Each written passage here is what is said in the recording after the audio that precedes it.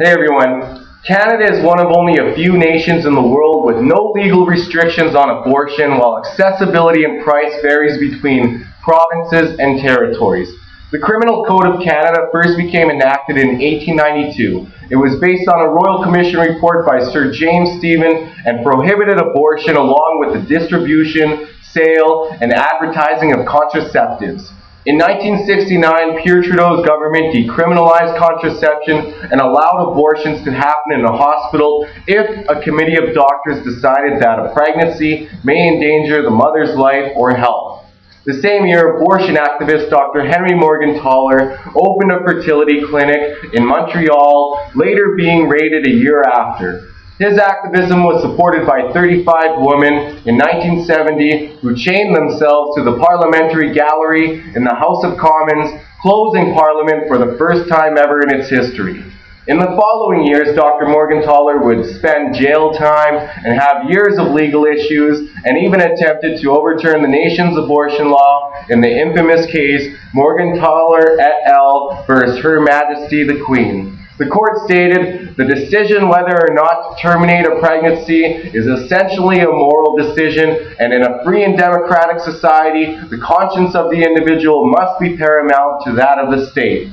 Abortion came legal in Canada when we adopted the Canadian Charter of Rights and Freedoms, but was never fully recognized until Dr. Morgentaler and other advocates made their appeals throughout Canadian society.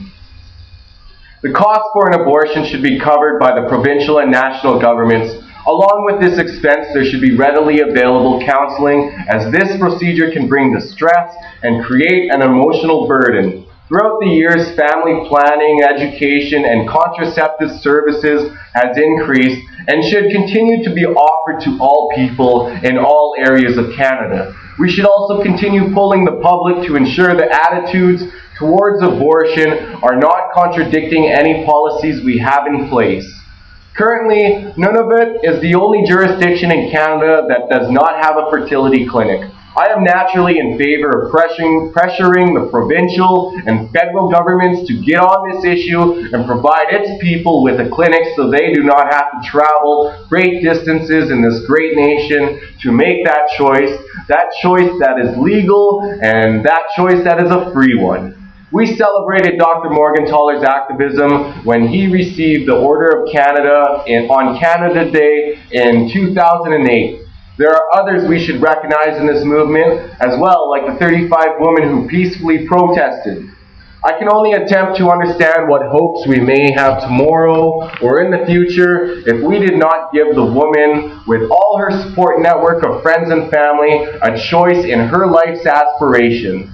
This would be unrealistic to have a law that says they have to carry a baby to full term, and it's unrealistic the amount of people uneducated about family planning or sexually transmitted infections. We have to begin believing in responsible attitudes that will encourage safe shelters against the infections, pregnancies, and drama people wish not to have in their lives. And I am speaking to all generations. Abortion is an issue that people should become educated about. To me, it's one that needs to be understood and even discussed at appropriate times between families and amongst friends. There also needs to be the right knowledge reaching Canadians about abortion and other issues. Readily available information on these subjects are available throughout the internet and even at the doctor's office. However, I also call on newspapers, radiocasts, and all other news sources to provide the right information and the best promotion of teaching the public about the issues of abortion or marijuana or euthanasia or stem cell research. Our government should also set up a national forum through the internet or even an all-hour radio call-in show to allow the common Canadian to have their say in such issues. This will make people feel comfortable with politics and arise a feeling like they have a voice, and one that counts.